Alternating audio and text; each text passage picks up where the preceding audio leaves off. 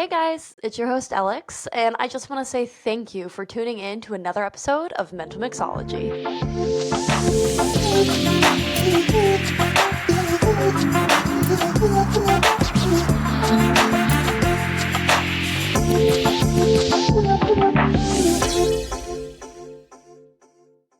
Oh my gosh, can you guys believe we're on 100 episodes? Because I can't. Something that started as a little old mental health podcast, a hobby for me to do outside of work, is now a podcast that's at 100 episodes. We are a full-blown nonprofit. We are going to have 10 events done by the end of the year. I mean, we are really turning into huge advocates for mental health. So I just want to say a huge thank you because, whether you've been here since episode 1, whether you've only listened to a few episodes, whether this is your first episode of Mental Mixology, our organization, everybody that volunteers and works alongside me, our board members, our followers, our supporters, the businesses we collaborate with, I could not do any of it without you guys. And it means so much to me. And yeah, I'm just very thankful. I'm thankful that we made it here. I'm thankful for everybody who has believed in our mental health mission. And our mental health mission is to make physical and mental health sustainable for everyone. Because that's the thing. You're going to go through a lot of different things in life. There's ups, there's downs. You're not always going to be on cloud 9. And we want to give you the resources that when you're starting to fall into that rut, you know where to go, what to do, what to lean on. At least you have resources at your fingertips that, you just have to go through and see what works for you. Us at Mental Mixology are trying to put every resource we can find under the sun in front of you so you can go through the trial and error. You can see what works and what doesn't work because there is more out there than therapy and prescription medication. And we are never turning that away. I saw a therapist. I have some of my closest friends that are on, I can't tell you the exact prescription, but anxiety medicine. I know people on antidepressants. They help people, but we are looking for sustainable. And that is what we're chasing after in every episode and every event and in everything we do. So I want people to realize too, everything we're doing with Mental Mixology, it started with the little podcast. A podcast at episode 1, which I hate when people find out I do a podcast and they're like, I'm going to episode 1 and starting from the beginning. And I'm like, no. Like, please don't. Which the first episode will always live out there and there's nothing wrong with it. There's really great information tied to it, but the editing, the sound, the I was just starting to podcast, so I'm a little embarrassed of how everything kind of sounds, is portrayed. You can tell that I was learning on episode 1. So that's why when someone says that, I'm like, no, just start from our newest one and go down from there. Because that's the best thing about our podcast is you don't have to start from any certain point. You could literally bounce around to episode 98. You could go to 53. You could go to 38. I mean, there's no right way to listen to these episodes. And that's the cool thing too, is if you see an episode that's there and you're like, that doesn't pertain to me right now, but then maybe you're dealing with PTSD from something that happened to you and you see that episode and you're like, oh, shoot, I really want to check that out right now. It's at your fingertips. We're on Spotify. We're on Apple Podcasts. We're on YouTube. All of our episodes are on our website. It's right there for you guys. But I say all of this because mental mixology has been something that saved me, truly. I have gone through a lot of ups and downs. I have gone through a really bad car accident when I was 18. I got hit by a drunk driver. I, shortly after that, dealt with sexual assault, which wasn't really good for a girl who was going into her senior year about to just become an adult because it made me afraid of the world. Got through college, had a great time in college. And that was the thing, was these 2 big life-changing events, they didn't stop me from living my life. They just very much altered how I was living my life. And I say this now because I look back at so many years of my life where I would have told you I was happy, but I wasn't. I genuinely was very depressed, very anxious, dealing with a lot of PTSD, dealing with OCD. I could go down the whole gamut of what I was going through, but I think a lot of us, we just deal with things. We're like, well, this is life. This is what was handed to me, and we just deal with it. And I'm telling you right now, you don't have to deal with it. You shouldn't have to deal with it. And I didn't want to deal with it. And it took a while. It took a long while. And it took a lot of trial and error and seeing what worked for me and what didn't work for me. And I will be the first to admit that sometimes things that work for me when I'm in a mental rut, they don't always follow through. Like the gym, it's great, but there are some days where my brain won't turn off and I'm at the gym and it still won't turn off. And I'm like, what am I going to do? Resource list. That's why we have our national resources and our Missouri resources on our website. I've been adding to those daily. I just met with, it is Missouri Mental Health First Aid, and they do mental health training all over the state, all over the country. It's amazing. Little things like that, getting on the resource list, trying to find a therapist, need a locator on the resource list.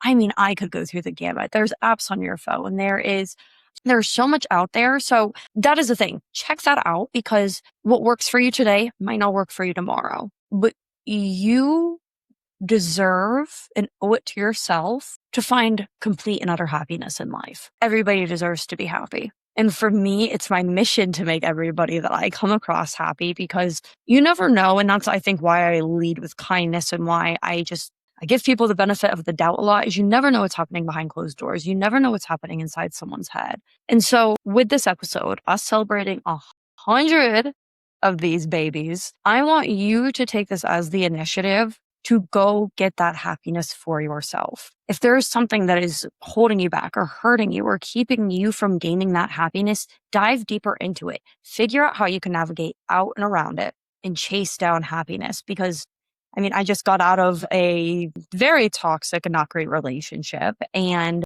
I'm at the almost year, okay, not quite year mark. I'm at the 6-month mark of just truly being in this time in my life where I look back and I'm like, I was hurting so much. I never knew what true joy and zest for life could look like until I went through kind of the hardships, and I realized that I deserve more. I deserve to be happy. And I still use the resources. I go to see the foot zoning, Lori Little. I go see Healing House with Brittany. I'm still utilizing the things that I need, because I'm not always great, even though I'm really happy. I've been having anxiety attacks out the hoo-ha lately. So yeah, like I said, even when we're doing great, we still need to lean on those resources, and that is totally okay. But one thing I do want to add is, along with chasing after just the best mental health, the best physical health, the best overall health, the other thing I want to implore you to do is to find something that you love to do, whether it's a hobby, whether it's an organization, whether it's your job. Something. You have to wake up eager and ready to go, working towards something in life. And for me, it's mental mixology. Mental mixology is my baby. I hold it very near and dear to my heart. And sometimes I might hold it too near and dear to my heart, because I'm like, if anything is going to hurt or affect or do something that's not great to mental mixology, I'm like, no. I get very, very mama bear-like with my organization. But it's because I have poured 4 years into it, 100 episodes, countless hours. And I was so afraid to start this journey. I think I've talked about it before. I had the idea for a podcast back when I was in college and futzed around for about 2 years because I didn't know a name. I didn't know what the topic was really going to be.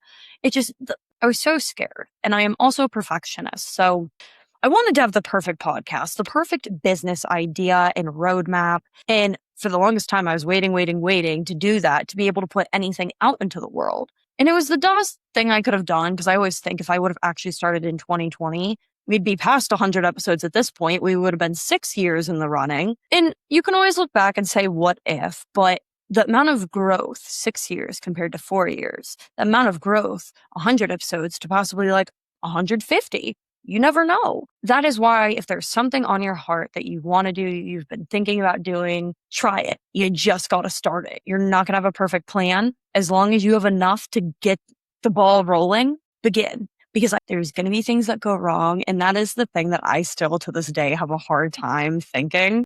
First punch to the gut I got with Mental Mixology was changing the name. If you're a day one listener, listen to the very first podcast episode. The name of Mental Mixology was Mental Health Happy Hour. And when I kind of got the feeling like I want to grow this into something more, I was like, okay, let's get this trademarked. Just because me being the worry ward I am, I'm like, I'll fall into any issues down the road. So yeah, let's get it done. I'm glad I did, because if I didn't, then we would have been further down the road and had to rebrand the whole podcast. So Mental Health Happy Hour, because of trademarking purposes, was then switched to Mental Mixology. And it sounds so much easier. I talk about this in like a 15-second span. Me figuring out the new branding with this trademark took 1.5 years to do. I sent over to the lawyer 8 different designs and titles. All 7 got shot down into the last 8. It was to the point where I was like, do I even want to do this anymore? Like, this is way harder than I wanted a hobby. I didn't want this to be difficult. And I'm glad I stuck through with it, because look at where we're at today. Okay. But in the moment, I wasn't seeing the big picture. I was pissed off. I was tired of trying. I was tired of getting shot down and told no. But you can't let that stop you now, can you? But then the other thing that was a hard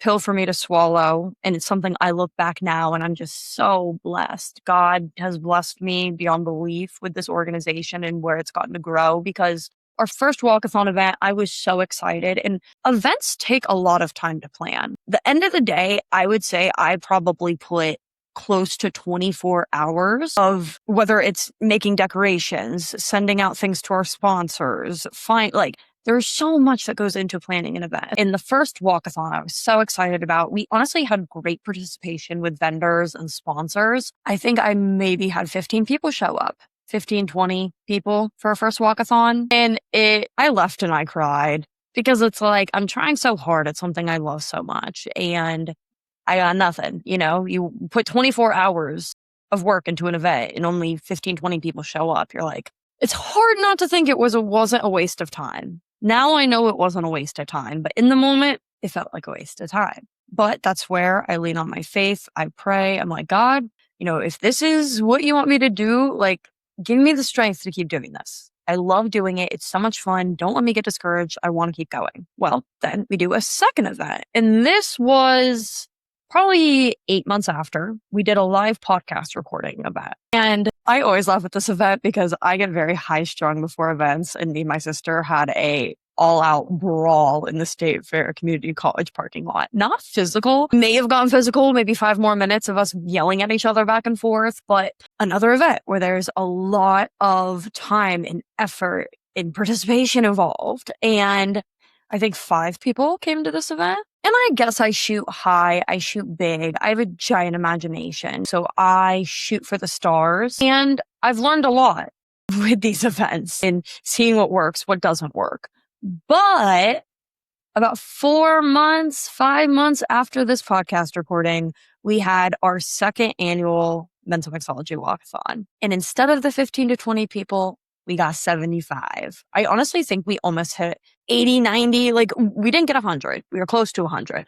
But amazing. First event. I didn't leave and bawl my eyes out afterwards, because I saw that we are starting to develop traction. What brand, what organization is successful right out the jump? It's not. And I say this because I see other organizations in Sedalia, they'll do their first event, they're a new organization, and the same thing that happened to me, it happens to other people. I'm not saying it happens to every organization. I've seen some groups that they have their first event and it's a smash. But that's where my expectation was, when that's not fully realistic. A friend of mine had, like I said, an event that they did. It was very similar to my first event. And after I told her, I'm like, dude, don't stop doing this. Like, this is important. This is going to pull people. You just need more people to see what you're doing. I promise if you keep doing this, it will pay off. And she keeps throwing events. I was going to say that happened not exactly a year ago. They have an event in October, so I'm really excited to see how this kind of comes to fruition. But, and then heck, we had our Women's Wellness Expo. We had 200 people at that event. Jaw dropping, biggest event yet. And then we sold out a pasta class, the pasta making class that I had hosted. Yeah, we're doing another one because a lot of people appealed to it. And it's like, okay, we're gaining traction. We're seeing where this is going. This is good.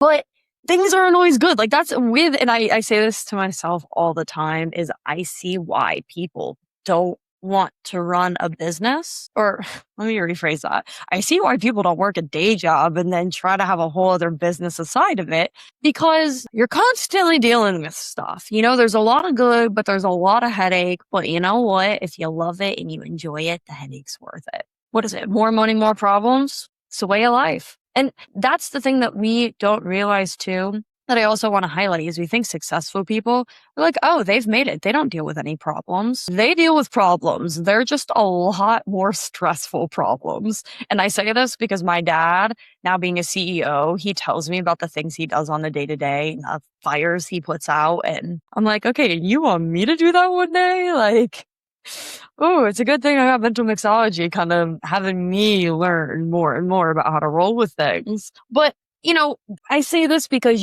I am someone who picks looking at the glass half full through rolling with the punches. Like I broke my laptop in recording the Mental Mixology podcast. That's another fun one. And I broke the laptop in the studio that I built in the basement of the house that I no longer live in. You're probably like, girl, you got some issues. We all do, but that's the other thing that I didn't foresee. I, with my ex-partner, built out a whole studio in our basement. I mean, DIY'd that real well. It took me about 8 months and a lot of learning. It was me and YouTube against the world putting that podcast studio together. But that was the hard thing was before I had gotten all my furniture, I still needed to record in the studio and I had my laptop balanced on pillows. I know it sounds stupid when I say it. I know now it was not a good idea. Laptop slid off and broke. So I was not putting out episodes for a few weeks till I got that figured out. But now I have a laptop that I can do my work stuff and my podcast stuff on. So we're way more efficient. Everything happens for a reason if we're starting to get my point here. And then the last thing too is this one hurt really bad. I'm telling you guys about the downsides because we're celebrating how amazing this is, but you have to see that there was a lot that's gone into this mental mixology evolution. But the one kind of whammy that made it hard for me and where I'm like, okay, you know what? We're learning every day, even if good and bad happen. So I transferred, whenever we rebranded, I transferred our podcast to a different platform. And since I am not a technology wizard and I wasn't using common sense, instead of transferring the podcast to this platform, I deleted it off one and was going to restart on another. Dumb. So about 1.5 years of our data is nowhere to be found. So that is on me. But you live and you learn. And that is one where, if I'm being honest, I still think about to this day. I'm like, why did we do that? It's irrelevant at this point, but it's natural. Still kick yourself. It keeps you from doing the same dumb things again. So there is a bright side to it, okay? But in talking about the podcast, we have had the most insane guests on this podcast. They've been people that have been friends, family of mine, people I met on LinkedIn and found that were external resources that aren't even in the same state that I live in. I have people that are on the podcast that came to our events in Sedalia that wanted to highlight what they're doing. Between holistic health and between experts and between veterans, teachers, moms, dads. I mean, we have hit so many different topics. We've sat down with so many different people. And the cool thing with the mission of Mental Mixology is getting you guys more resources. And that is something I can confidently say in every single episode you listen to. You will be able to get a new resource out of that episode, whether it's something that our guest or I myself am teaching you, or it's their business that you can go explore and see if what they offer for services can help you a little bit more. It's really cool seeing that there's more than what we truly expect out in the world in terms of mental health. And I do want to shout out to businesses that have been very impactful in my journey. So first, I'm going to talk about Chill Cryotherapy, another resource. We're going to highlight cryotherapy. If you're in Sedalia, Chill Cryotherapy is a go-to. But if you deal with a mind that doesn't shut off, or you deal with kind of the brain fog, try cryotherapy. Angie has a cryotherapy place in Sedalia. And when I say she has become my mentor in this whole nonprofit mental health and wellness space. It's been a blessing. She was on our podcast, wow, over a year ago. But if you go down and look, it talks about Angie Howard. And that's what you don't realize is when you start something, the amount of amazing people it will bring around you or will introduce to you is mind blowing. And it's been so amazing working with Angie. I've learned so much, and just having someone to be like, hey, am I doing this right? Hey, what would you do in this situation? Getting her ideas, her expertise. It's been so helpful. And I also implore everybody listening, find a mentor in what you do, doing what you love, because you never want to stop learning. And when you're running a business, it's very easy. I mean, you learn from your mistakes, but like I would like to learn more than from my mistakes. And that's where Angie has come in.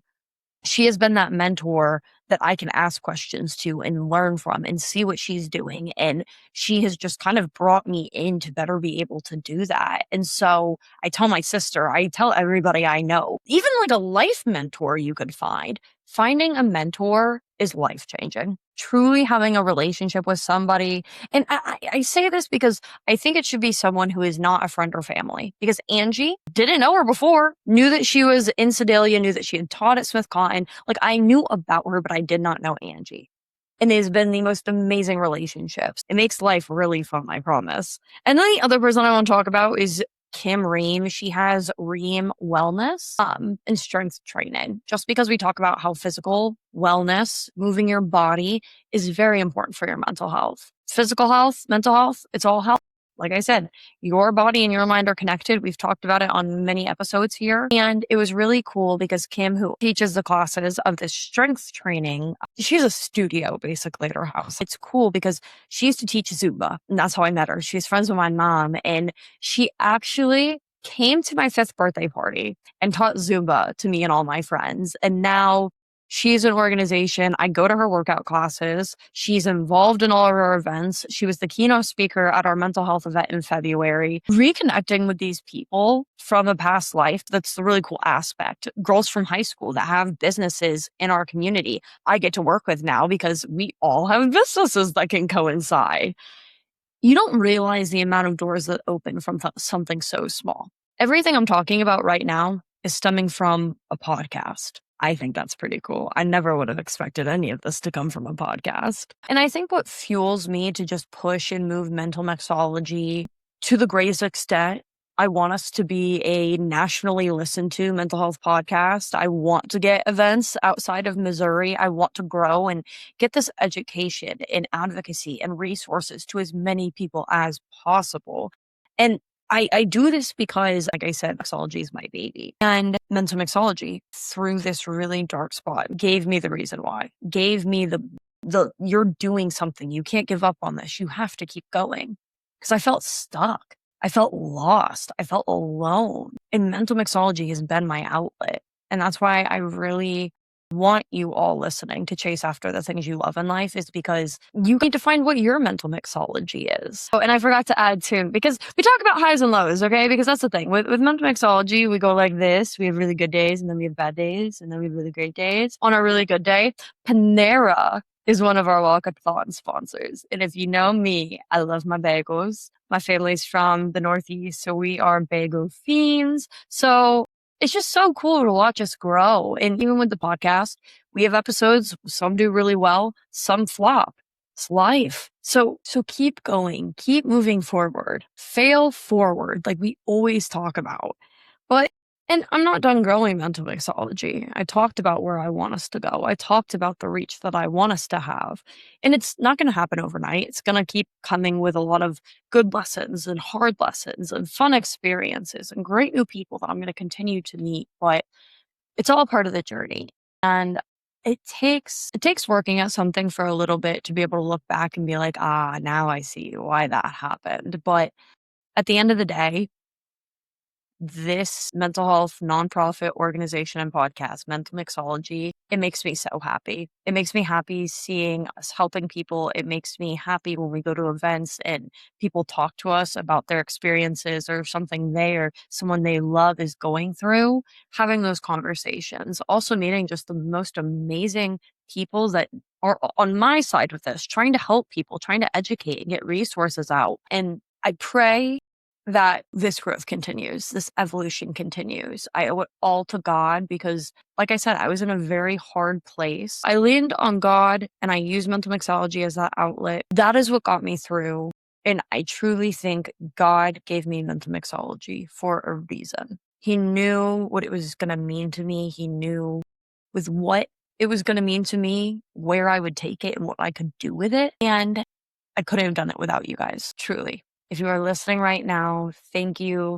I appreciate you because, like I said, even if this is the first episode you've listened to, you're still listening and you're supporting mental mixology. You're supporting our mission. And I hope that you continue to support what we're advocating towards. I hope you continue to listen to mental mixology episodes, liking us, or subscribing to our channel. I'm still getting hip with the lingo of how to say that. And even like comments. Come to our events. Email me if you have an idea for a guest to come on the podcast or you want us to talk about a certain topic on the podcast. Because if you don't know who could come talk on the podcast, I sure as heck could find somebody. You tell me the topic. I'll go find an expert because I'm not an expert. We're not experts here at Mental Mixology. We just allocate all of the experts, all of the education, all of the resources together so you can see what works for you. We talked about therapies, kind of like speed dating, and people laugh at that, but you're not going to open up to someone that you're not comfortable with. Just like with these resources, it's not truly going to help you if it's not something that connects with you, something that makes you feel safe, makes you feel good, gives you that release. It's going to be like speed dating. The trial and error process is going to have to happen. And heck, I mean, I had a catering business before mental mixology. I also gave into those pyramid schemes of like the Monet hair or like Arbonne, which my mom sells Arbonne. I love Arbonne. No shade. But that's the thing is I tried so many different things in terms of like a business or a hobby or what I wanted to do outside of working. And this is what stuck. 4 years, baby. 100 episodes later. So I love you all. Thank you so much for your support. I hope that you'll keep believing and supporting in our mission. I hope that you keep having mental health conversations. I hope you keep listening to your friends and family, being that ear for them, helping them with resources, sharing our resource library with folks who might need it. But I also hope that you chase down happiness for yourself. You can't make other people happy unless you are happy, which actually I take that back. I feel like I make other people happy and I've been very unhappy for a long time, but you are just constantly taking out of your bucket and that's not fair to you. And you're gonna hit an empty point. It's terrible and it looks differently for all of us, but you deserve happiness. You deserve to wake up excited. I mean, you're not always going to wake up excited. There are some days where you're like, oh, it's such a busy day, but it's a good busy. It's a blessed busy. I prayed to be in this position I'm in. But then I also hope you find your outlet, your baby, your everything, your hobby or the organization, or like I said, I hope you find your mental mixology for when you are struggling, you can cling to, you can feel safe, and you can just get your mind to stop for a little bit. So, as we always say, be kind to yourselves, be kind to one another. If you or anybody you know is in a mental health crisis, please call or text the number 988 for veterans. If you just press 1, that will get you to that extension. But we'll have more episodes next week. We are approaching Suicide Awareness Month, so we will really be hitting hard on folks sharing their stories and getting resources out to you guys in the month of September. If you live in Sedalia, we have our walkathon on September 19th from 9 a.m. to 11:30 a.m. at the Pavilion in downtown Sedalia. So come out, walk with us, check out all the vendors and resource tables. We're going to have like 25 of them. We're going to have so much going on. It'll be a fun morning. Get your body moving, drink some coffee, meet some new friends, get a really cool t-shirt. I designed the t-shirts this year. Okay, I design the t-shirts every year, but this year it's really good. So yeah, come out and see us. But like I said, be kind to yourselves, be kind to one another. We'll be back soon.